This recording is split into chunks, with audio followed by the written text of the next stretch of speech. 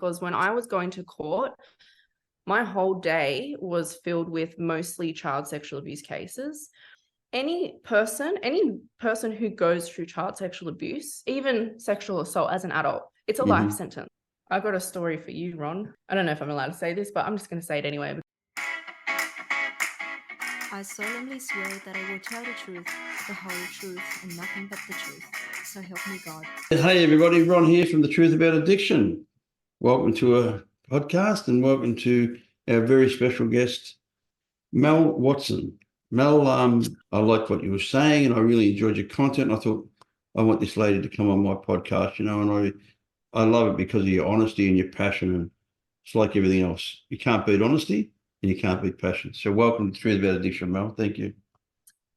Thank you for having me, Ron. And I just want to say I love what you do.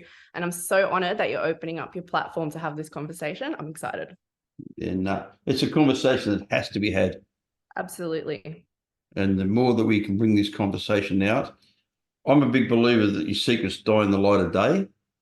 And everything needs to be, that's why my company's called The Truth About Addiction, but it's the truth about everything, Yeah. The thing that set me free from my addictions, my afflictions, my disorders, whatever you want to call them, they're all tags, was honesty. Until I got honest, until I put my cards on the table and said, this is what I am, this is who I am, how can I change it? Until I owned it, I couldn't change it. Until society as a whole owns what's been happening, we're not going to change it. Until we recognize it, identify it, then act upon it, we're never going to change anything. Absolutely. And being honest and telling your story helps everyone else. 100%, Bill. That's the biggest thing. All right, Mel, let's go into what's your story, please. Oh, okay. I don't know if I can fit my whole story in this short amount of time, but I'll try. So I was born into pretty much chaos. I grew up in domestic violence. So my parents, it wasn't that I was born into poverty or we were in a bad area or anything. My parents were just extremely toxic. They had their own childhood traumas. And unfortunately, that poured out onto us kids. So I have very vivid memories of walking outside of our house and the whole street was looking on and police and ambulance. And I remember all that from a young age. So I don't have very great memories of my childhood, but at 4 years old, I was sexually abused by a family member and also by my next door neighbor.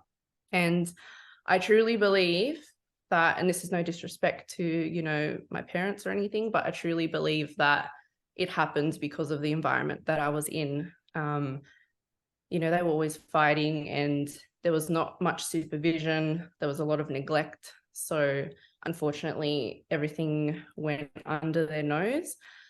So I was sexually abused at 4. I think I was about 9, maybe 8, possibly 10. I can't really remember this age, but I went to a public pool and there was an old man there in the pool. So this was a very well-known pool in Sydney. It's called Homebush. And I was sexually abused in the pool by an older man. And I truly believe that man was there to do exactly that to other kids. I don't know how many kids he would have done that to, but when I did get out to go and tell my stepmom at the time, because my parents had eventually separated, he left. So that I never got justice for that either. And the same with when I was a child, the family member admitted it, but my next door neighbor lied about it. So again, I didn't get justice there, but my parents did believe me, luckily. I did get a bit of counselling as a child. And then I went through the ugly custody battle with my parents. There was a lot of alienation. We were used as pawns, to get back at the other parent.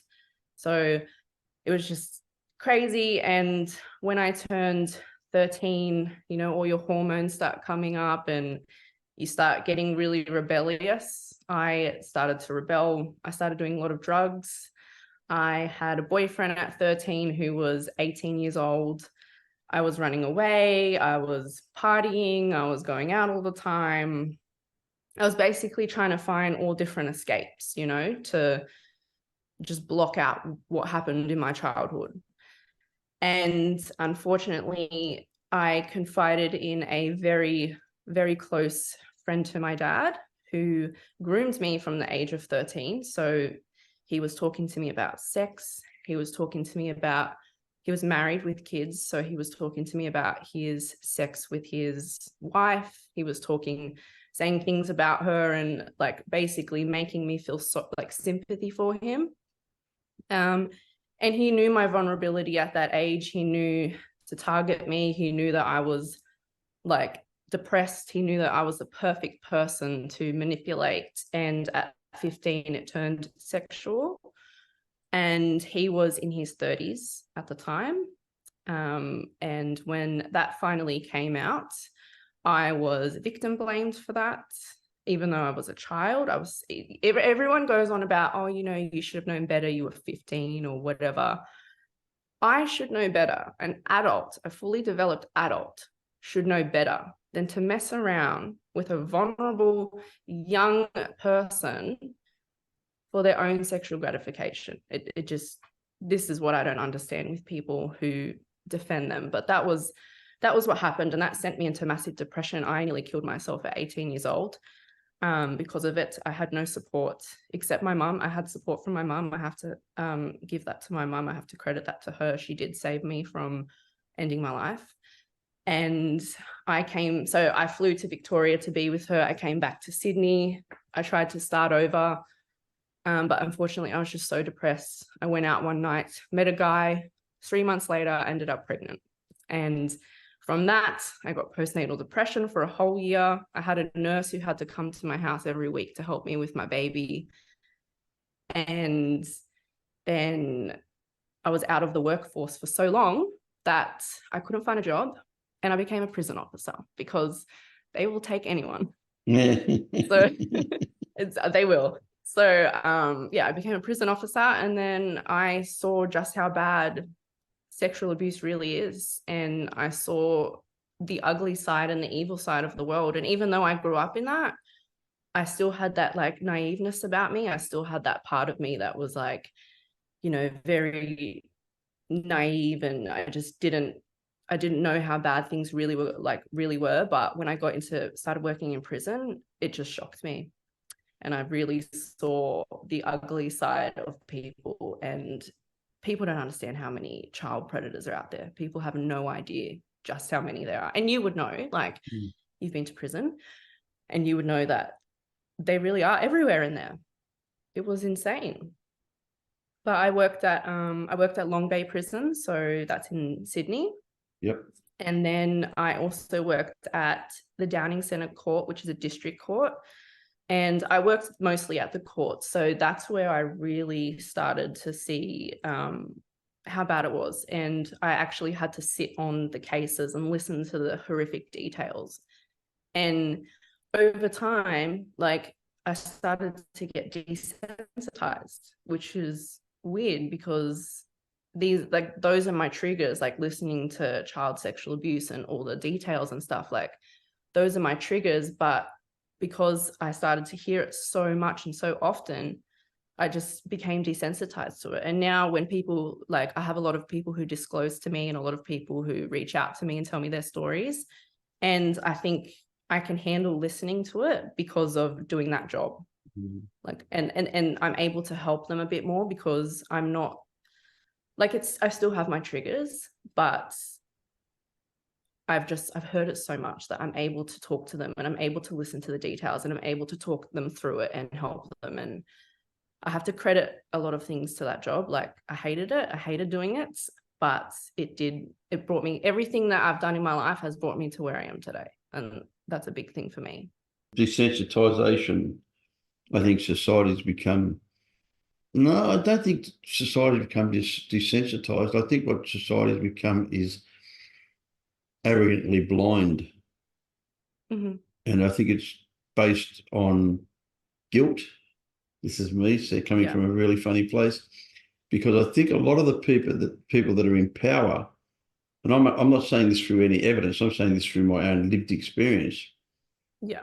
I could go to court for a drug-related crime, and be smashed, and a pedophile can go there for ruining a child. See, and this, I'm not justifying drug dealing. I'm not justifying any of this stuff. I'm just stating facts here. A drug dealer that's giving something to somebody that's asking for it and prepared to pay for it, who's choosing to do it, gets punished worse than somebody who's forcing himself on someone innocent and ruining their life. They're both ruining each other's life, but one's asking for it, one's a victim big time. Yeah. As I said to you, please don't think for 1 minute I'm going to justify drug dealing or drugs smuggling or any of that stuff. I don't justify my past. I accept it. I don't do it anymore. Am I sorry? Of course I'm sorry. You know, can I change it? No, I can't. But the fact that's always confused me was that even if someone breaking into someone's house was treated more harshly than someone who'd molested a child. I just don't get it. I don't get it. And I can back that. I can back that, Ron, because when I was going to court, my whole day was filled with mostly child sexual abuse cases. And I still remember like the first time I started going to court, and I would listen to what these like these pedophiles have done. And I would be like, oh, okay, like we're in sentencing now, like 100% they're going to go to jail for a long time and all this stuff. And I was like, oh, they're going to get like so much time in there. And then I hear that they get 3 years on the top, 14 months on the bottom. So 14 months that they're out on parole. And people don't understand is that in jail, they are the most well-behaved inmates out of everyone. Okay, so they're getting out on time. They're not staying in any longer. They're going to get out in that 14 months. And that was really common. I even had a priest he's actually on Netflix. So he abused 37 children in total. He did like jail time a long time ago for the 35 kids. And then he got out. So he got out for abusing 35 kids. And then 2 other people came forward. So 2 of his victims came forward. They were, I think, you know, they're probably in their 40s, maybe later. And so he went to trial again. And so now it was up to 37. And this was 37 kids that only we know about, because a lot of them actually, unfortunately, ended their life, which is very, very common. And so many don't speak up as well because of that shame and that guilt that they carry. So there could have been way more, but it was 37 in total, and he only got 3 years and he was out in 14 months. And I was just like, how is this normal? And then I would take a drug dealer up, and the same with you, like, you know, saying, oh, that's a good thing or anything.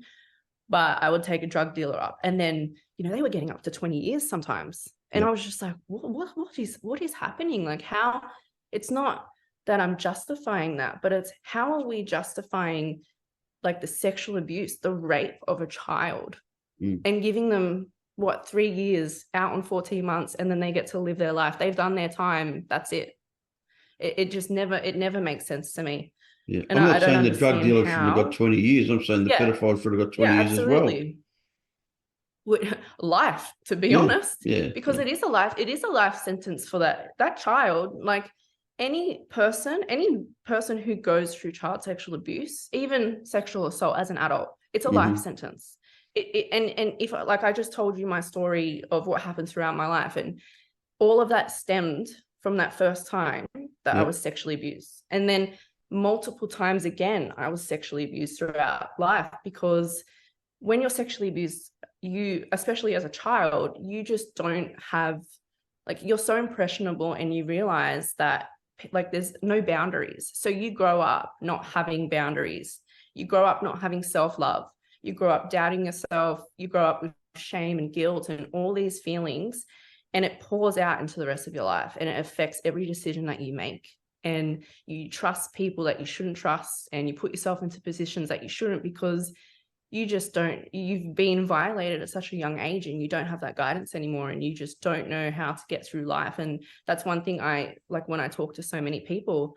Some people are in their 60s and they're reaching out to me, and they're like, my whole life is ruined. I'm still feeling this. And I'm like, I know it's a life sentence. And in my opinion, life sentence for a life sentence at the minimum. That's what it should be. I'll never understand it. I speak to so many people in my business and just in everyday life because I do so much work with helping people in addiction. I've never done the percentages, but honestly, it's massive. It come from child abuse, drug addicts, massive amounts, massive. Yeah, absolutely. Because it's that escapism. It is. That's what it Exactly. is. Yeah. The trauma, of being violated. See, I don't say this in any particular way. I was never sexually abused myself. I think as a kid, I had one guy who tried something on me, but it wasn't really, didn't happen, but it was sort of, you could see it was there. But I had a family member who was abused as a child. When I say child, she was 14. That's still a child. I have Still a four child. daughters. I have granddaughters. You know what I mean? Like if someone touched them at 14, I'm going back to jail. You know what I mean? Simple. I'm going back to jail, and I'm with you, Ron. you I'm know, with you. I spoke to Gary Jubal, and we talked about it, because Gary's really a straight guy. He's ex-cop of that, and I said to him, Yeah. if somebody comes to my house and threatens my wife and my children, I'm going back to jail, Gary. Yeah. And he just said to me, I'm with you, Ron. I'm with you. Said anyone who abuses my family, I will kill them. I said, without a hesitation, without a blinking. I said, and I'd shoot them, and I'd ring the police and say, I've just shot someone dead in my garage. He's laying on the floor bleeding to death. Don't be in a hurry, because I'm standing on his throat to make it bleed faster. And I love that. the gun's out the front when you get here, and come and get me. Yeah. Because I just don't, because I spent so many years in prison, and I've seen the sexual abuse of young kids coming into jails. There's a story that I talk about, and I don't talk about it often. I was pretty loose in the system. I still sold drugs in the system. I used drugs in the system while I was in prison in Long Bay. And I was at the CIP in Five Wing, and I was a sweeper there. And there was a rule that I didn't go 2 out. I told them, you put someone in with me, I'm going to kill them. That's pretty heavy, but that's what it was like. And I said, you put someone in the cell with me, I will kill them. Because I'm not going to because the cells, they're tiny, and you're shitting in the cell, and you're eating in the cell. Yeah, they're so small. And masturbating in the cell. Like, I remember as a kid coming into cells with older men on the top bunk would be masturbating where you're laying on the bottom bunk. God. And like that stuff's sick. Yeah, it's true. It is true. It's disgusting. So there was a rule that no one could come in the cell with me. But one day I'd come back, I'd been over the gym training, and I'd come back, and there was some clothes in the cell. I went down to the screw and I said, boss, what the fuck's going on? You put someone in my cell. He said, Ron, settle down, please. I said, mate, I'll fucking knock him. He said, Ronnie, please. He said, he was being sexually abused in 2 Wing. We're going to put him in your cell till we can move him, because we know that no one's going to touch him. So I'm like, because they know that the guys that were sexually abusing him over in 2 Wing wouldn't come over and try to stand over me. Yeah. So it's like, now they put me in a position where I've got this kid in my cell, and I say to the kid, like, you can stay here for 2 days till they work out a movement for you. This is back in the 70s. Well, after lunch, we go in for lunch, we talk, the kid's crying, he tells me what's happening. I know the fucking piece of shit that's been abusing him. The same piece of shit. When I came to jail over that system many years ago, that's why he had a job in the reception unit. So when the kids had come in, he could get them. And I remember he said something to me when I was a kid, I was still a kid then. When I first came in, he was like, oh, I know you. And I said, you don't fucking know me, mate, because I know that person, I know them 100%. So he come over, this is a true story, and I come down at lunchtime, and I'm somewhere, and this particular guy's standing at the gate with his mate, and they're yelling out, hey, get that kid to come on, trying to call the kid over, trying to get him back over. And I went down, I said, what do you want? And he said, oh, what's the matter? I said, mate, he's in my cell. I went, oh, well, what? I said, fuck off. Oh, mate, it's got nothing to do with you. I said, no, it has. I said, he's in my cell. Fuck off. I said, I mean it. I said, because now the issue is becoming my issue. Yeah. Fuck off. And they were like, oh, there's no need to be like that. I said, mate, I'm just telling you, if you do that, that's going to happen to you. So bye. Yeah. And there was a bit of a whisper in, Ron's doing the screws work. No, I wasn't. I was looking after a kid. Yeah, I was looking 100%. After a fucking 18-year-old kid who was in the system for bloody drunk driving or some stupid thing, and they'd put him into a unit where he got sexually abused the first day. Wow. And he'd gone to the That's officers and horrible. crying and said, I need help. So they put him in my unit. And that's a true story, mate. God strike me dead. And And it then just, it's, but that happened every day. That's not a unusual thing. Those guys that go to jail, they're sexual fucking predators. They get a job, and in the system, they get the best jobs. They get a job in the library, they get a job in the officers' canteen, they get a job where they're protected species. They get all these benefits of being a really nice guy, but they're just fucking predators. Then they get a job in the reception unit where the kids are coming in and the most vulnerable, they're afraid, and they say to them, oh, mate, you're in trouble. Be my girlfriend, and that way everyone else won't want you, because I'm going to look after you. And then they're sharing them with their mates. I had such a I went to jail at 17, and the reason that I never got sexually abused at 17 was because I was unhinged. Yeah. And I made it public information. You can hold me down and have sex with me, but I will stab every single one of you. I'll stab you in front of the general manager. I'll stab you in front of the judge. I will get my revenge and I will kill you. And not many kids have that tenacity or that insanity that I had to save themselves. So they'd come in as scared little boys and some of them would be victims already, as you said before, which I know is true. They'd already been abused somewhere else. So what happens is the pedophile in the jail system goes, oh, mate, have you been got before? And the kid goes, oh, yeah, I have, because they're scared. And they go, well, okay, he's open game. It's not his first time. It's horrible. It's just such a horrible system. But getting back to what you're saying, we have to talk about this. It's hard to talk about. It's hard to talk about. Even now, I get emotional about it. I think, fuck, I think about that kid. I think about him crying in my cell at lunchtime. And I'm thinking about me being put in the position by the prison system, which should have taken control of the system instead of me taking control of the system. Yeah, absolutely. You know what I mean? And me having to stand up and go like, you. Yes. And don't get me wrong, in some ways it's a compliment, saying, well, we know that Ron's not going to abuse the kid and that Ron's going to protect him. Yeah. But they were using me to do their job, the cowards. Yeah. Palming it off, not their responsibility. And it's still happening today. It's still happening today. Yeah. I'm talking about 1976, 77, and we fast forward, we're a long way away from that. We're still doing the same thing today. It's always happening. It's always been happening.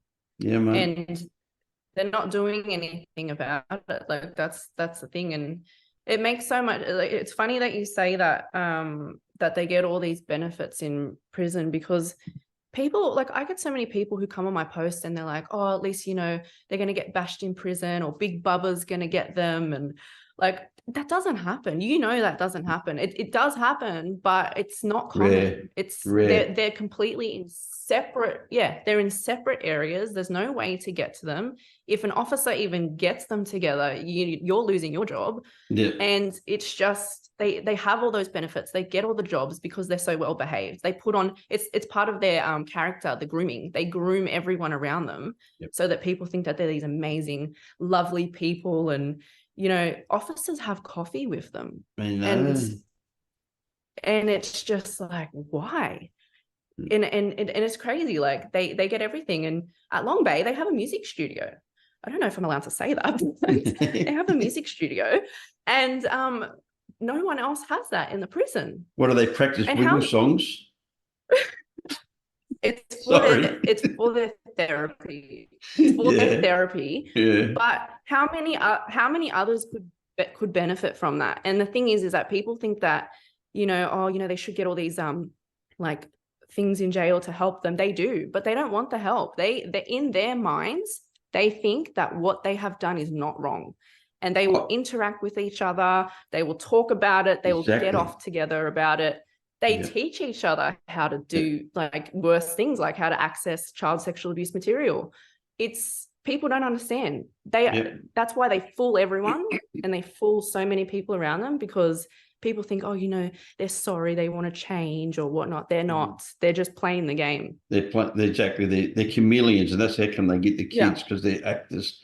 They separate the bikies. Like when I go to jail, I hang out with career criminals and drug smugglers. And Yeah.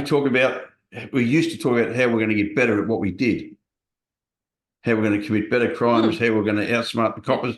They do the same. Yeah. They do the same, but with child sexual abuse. Exactly. And they sit there and they scam and, have you tried this website? Have you tried, you can go on the black web and do this or do that, And I know for a fact that, in today's prison system, because of the drug problem, if they're cunning, what they do, they get a bit of drugs in, they become friends with the gangsters, and they're getting some of this buprenorphine, this Subutex in, and they're shoveling it out because they're not watched on the visit. The tough guy with all the tattoos, he's the one that's like, and they're going to search him coming back from the visit. The little pedophile's like, I'm coming back from the visit, but the drug dealers who got the missus go to the pedophile's mum, drop the gear off, because it's usually the pedophile's mum that's still visiting him. That's the only one that can still love the fucking, excuse my French. 100%. My wife will cut that out. Sometimes the wives. Yeah. The wives, oh gosh, they have so many supporters. And I've even in court, I've seen families. So we know, 93% of victims know their abuser. That's statistics. Yeah. And a lot of the ones that I would take to court, it was family members abusing other family members or friends or anyone that they know, right? Yeah. And they had support still from the family members.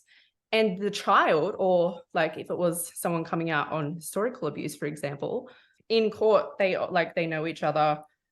It's always someone that's known to them, and they were always supporting them. They would always have support there. And this poor person who was abused as a child by their own family member was not supported, and they were let down.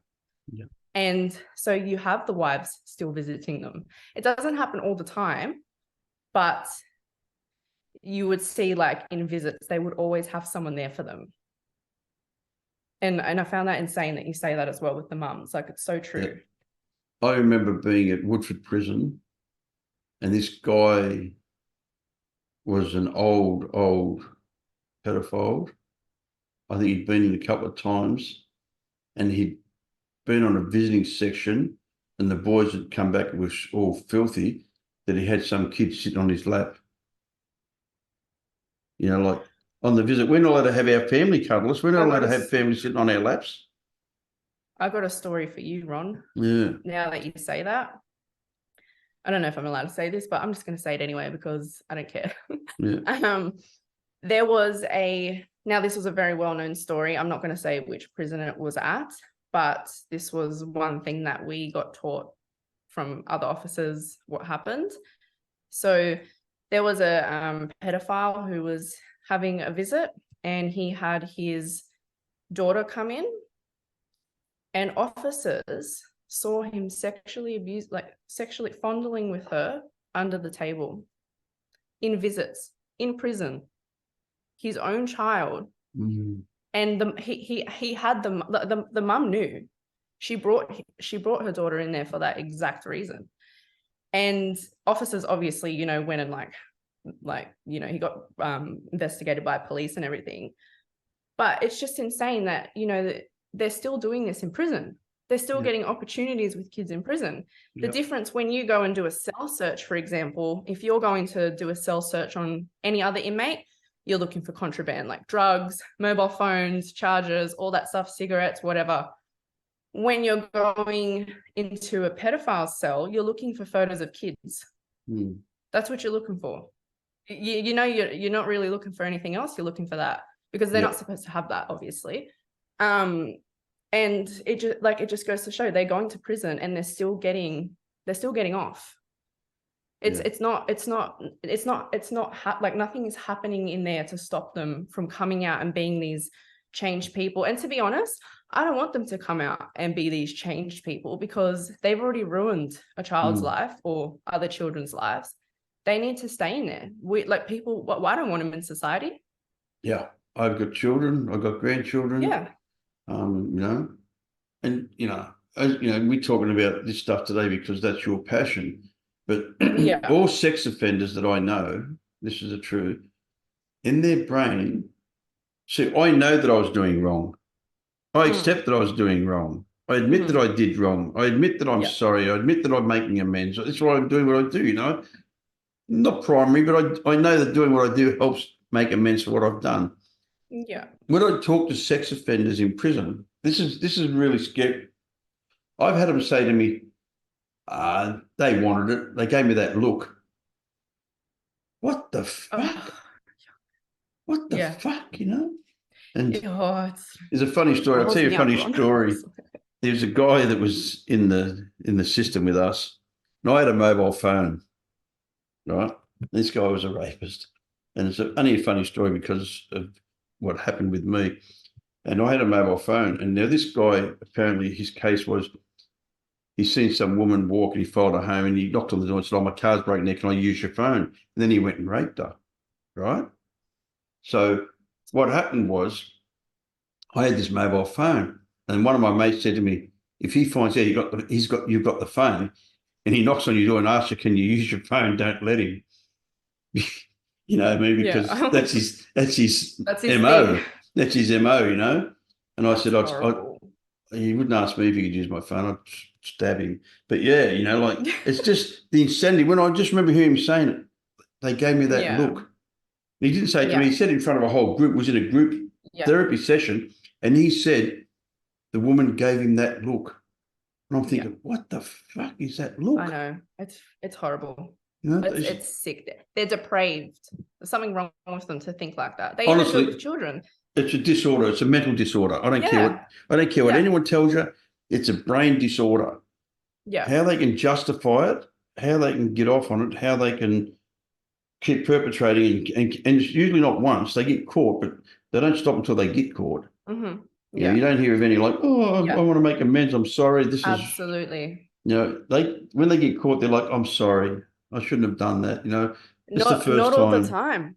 Yeah. Not all the time. A lot of the time they'll say things like, oh, you know, like I have a wife, I have a family, like please, but they're never remorseful. And that's one thing I noticed, especially in court. If I took other inmates, for example, like not everyone, like of course there's a lot that are pleading not guilty. Yeah. But there are so many people that will take accountability for their actions, and they're like, you know what, I'm guilty. I'm pleading guilty. I'm sorry. I've seen you like the toughest inmates cry quietly to themselves in the elevator on the way down, like from court, and they would cry quietly to themselves. And I would take pedophiles. Not once are they sorry. I had one where another priest, and he's also on Netflix. One of his victims was he was a lot older. And he was crying like on the stand, and he was saying how it ruined his life. And everyone in that courtroom was in tears, even myself. And you know, as an officer, you're not meant to do that. You're not meant to. Yeah, you're not allowed to, because you become a target. But I couldn't help it. Like, it was horrible to see this man say how this guy has ruined his life and what he did to him. And when we went out after that, we went out for a lunch break. He's like to me, oh, how's your day, miss? I love it here because the cookies are so nice and we don't get this. And just no remorse, just happy as anything. And it's just, what is wrong with these people? How can you be happy about that? And this is what people don't understand. And I get so many comments of people like, oh, you know, if they do it once and they're sorry, like, you know, we've got to give them a second chance. No, we're not giving second chances to pedophiles to go and ruin another life. And the same thing about you saying the mental disorder. I get people that come on and they're like, you know, pedophilia is a mental disorder and they need help and they need to be able to access services to reach out.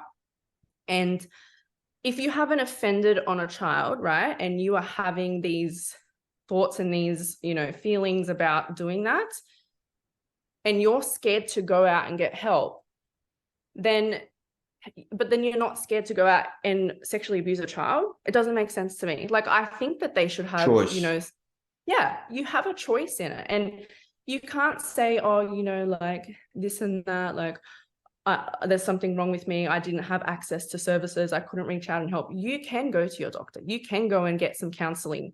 It doesn't matter if you're getting judged while you're in those therapy sessions, because it's better than going and ruining a child's life. And that's how I look at it. And it's just, sometimes I get pedophiles who do come on my comments as well, and they'll argue and say, oh, you're turning everyone against us and rah, rah, rah, rah. I'm not turning anyone against anyone. I'm simply educating everybody on how to protect themselves, because it is, in Australia, it's 1 in 3 girls and it's 1 in 5 boys. And there's a study that has shown that 1 in 4 Australians have experienced child sexual abuse. Yeah. And what is our government doing? What are they doing with these statistics?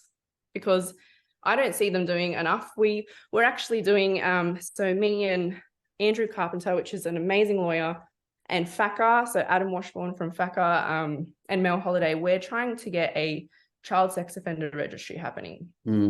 And when people think child sex offender registry, they automatically think America, and they're like, oh, you know, there's people that are on there that are not supposed to be on there, or, you know, we can't put their addresses and whatnot. Ours is not, like, our proposed one is not going to be like that. It's going to be fair for everyone.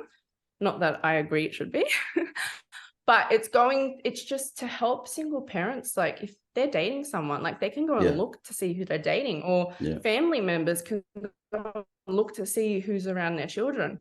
So we sent out emails to all different politicians, and we said, would you guys be open to sitting with us so we can, like, show you what we propose? And we started getting rejection letters, and they were saying, oh, look, we're fully booked at the moment. We didn't even give them a date. And this is what I mean. Like, we have survivors, getting on TV who are advocating and trying to, like, scream from the rooftops to be heard, to get laws and legislation changed. And we shouldn't have to do that. Survivors should not have to do this. This is on the government. And I will say this, is that they are part responsible for those statistics, because they are not doing enough to stop this from happening. And they're not putting them in there long enough to stop this from happening. They come out and they're doing it again. It was the same. There was one a couple of years ago.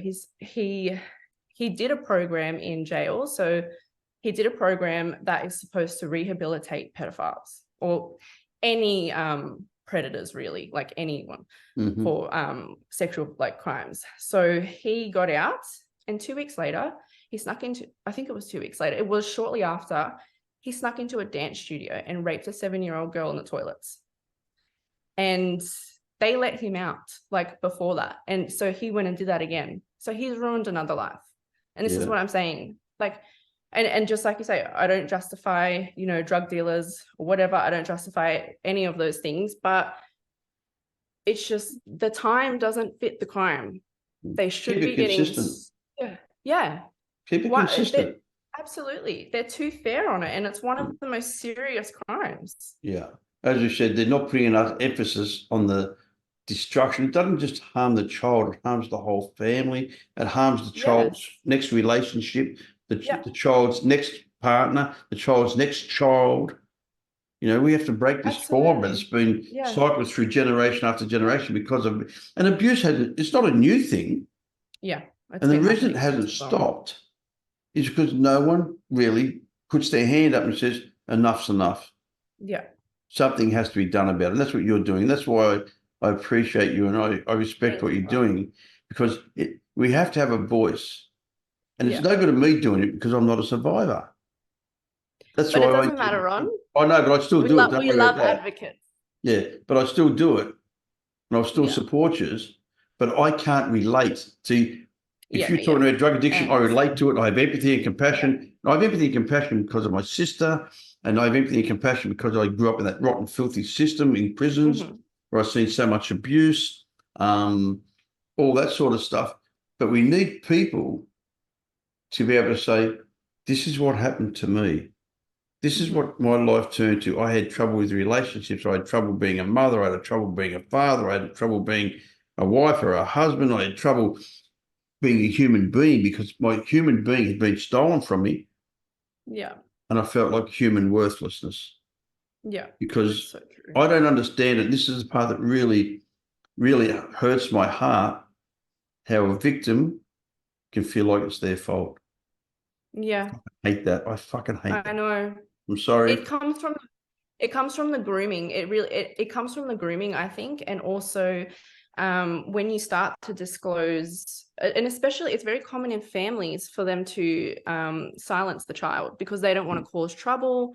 They don't want to, they don't want, they still love that person. They don't want them to go to prison. And I actually am going through this with someone in my life at the moment who is experiencing that with their family. They want to silence that child.